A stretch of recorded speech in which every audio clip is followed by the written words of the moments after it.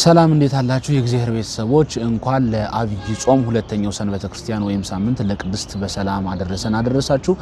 በባለፈው ጊዜ ስለዘወረደ ምንነት ጌታችን ኢየሱስ ክርስቶስ ከሰማይ ወርዶ የትናን ስራ እኛን ለማዳንና ለኛ አርያብነት ለመሆን እንደሰራ ተነጋግረን ነበር።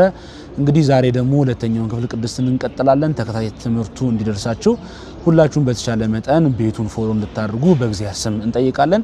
በቅድስት የሰንበት ቅድስና ይታሰባል። ቅድስት ሰንበት የምትባለው በኦሪት ዘፍጥረት ምዕራፍ 2 ቁጥር 3 ላይ አምላካችን ልዑል እግዚአብሔር ከሰራው ስራ ሁሉ በሰባተኛይቱ ዕለት እንዳረፈባት፣ ሰባተኛይቱ ዕለት እንደቀደሳት ማለት እንደለያት እንዲሁም እንደባረካት ሊቀ ነቢያት ቅዱስ ሙሴ ጽፎልናል። አምላካችን እግዚአብሔር ከዕለተ እሑድ እስከ ዕለተ ዓርብ 22 ስነ ፍጥረት ብዙውን በአንድ እያደረገ ከፈጠረ በኋላ በሰባተኛው ዕለት በዕለተ ቀዳሚት ግን እግዚአብሔር አምላካችን ከሰራው ስራ ሁሉ አረፈ ማለት ፍጥረትን ከመፍጠር አቆመ።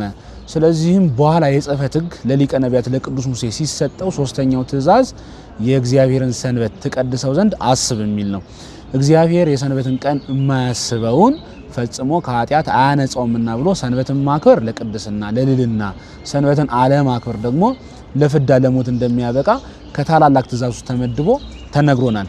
ይህ ትእዛዝ ራሱ ሲሰጥ በሐልዮ ጭምር እንድናስበው ነው የተሰጠው። አሁን ሕግጋት ሲሰጡ በገቢር የምንፈጽማቸው አሉ፣ በመስራት በንግግር የምንፈጽማቸው አሉ፣ በሐልዮ የምንፈጽማቸው አሉ።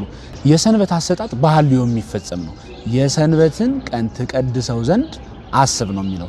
ስለዚህ የሰንበትን ቀን እንቀድሰዋለን ስንል እንለየዋለን። መልካም ስራ እንሰራበታለን፣ እናስቀድስበታለን፣ የታሙትን እንጎበኝበታለን። ስድስቱን ቃላት ወንጌል በሙሉ እግዚአብሔር የሚያስደስቱን ስራዎች እንሰራበታለን። በቤተክርስቲያን ተገኝተን ቃለ እግዚአብሔር የምንማርበት፣ እግዚአብሔርን የምናመልክበት፣ የምናመሰግንበት ከሌላው ዕለት የተለየ ነው። በአዲስ ኪዳን ደግሞ ሰንበተ ክርስቲያን የምትባል ዕለተ እሑድ ናት።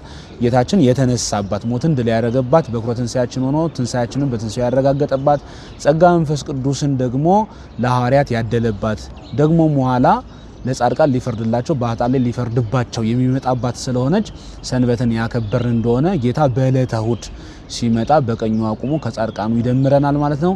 የሰንበትን ቅድስና እንድናስብና ሰንበትን እንድናከብር አምላካችን ሁሉ እግዚአብሔር በቸርነቱ ይርዳን። ይቆየን።